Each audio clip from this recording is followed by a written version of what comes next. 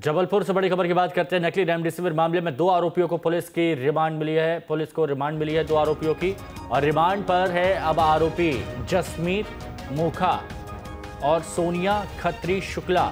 ये दोनों आरोपित 3 दिन की अब रिमांड पर रहेंगे। इनकी रिमांड मिल गई है। कल रात को ही पुलिस ने दोनों को गिरफ्तार किया।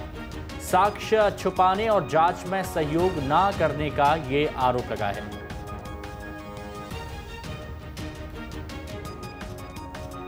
नकली रेमडेसिविर के मामले में अब इन 2 लोगों की रिमांड 3 दिन के लिए पुलिस को मिली है।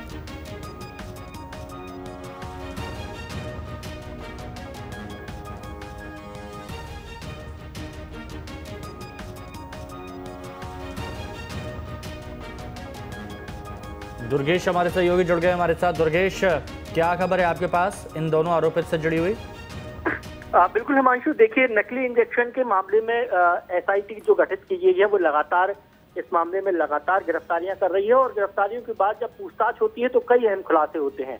इसी के तहत देवेश चौरसिया नाम की जिस शख्स को नकली इंजेक्शन के आरोप में गिरफ्तार किया गया था, जब उसने अपना मुंह खोला तो कई ऐसे अहम खुलासे हुए जिसे देखकर पुलिस भी चौंक गई। एसआईटी को ये बात की जब पूछताछ में जानकारी लगी कि जो मुख्य आरोपी है सिटी हॉस्पिटल का संचालक मोखा, उसकी पत्नी और उसकी सिटी हॉस्पिटल की मैनेजर सोनिया खत्री, ये दोनों ही नकली इंजेक्शन को नष्ट करने में और इस पूरी प्रोसेस में शामिल थी। लिहाजा पुलिस ने कल देर रात उन्हें तलब किया, नोटिस देकर, तो पूछताछ के बाद उनकी गिरफ्तारी कर ली है।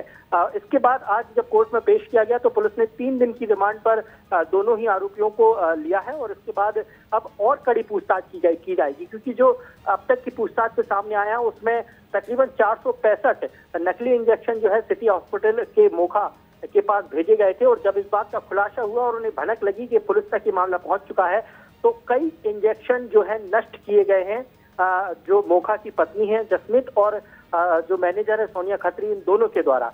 तो इस मामले पर अब कड़ी पूछताछ की जाएगी, और इस दौरान जितने भी मरीजों की डेथ हुई है उनसे भी लगातार उनके परिजनों से पूछताछ की जा रही है कि क्या उन्हें नकली इंजेक्शन की उन्हें किसी तरह की जानकारी थी या उनके साथ किस तरीके का बात हुई। तो ये तमाम चीजें जो है अब खुलकर सामने आएंगी जैसे जैसे पूछताछ इस पर आगे बढ़ेगी। बने रहें दुर्गेश, फिर जुड़ते हैं आपसे।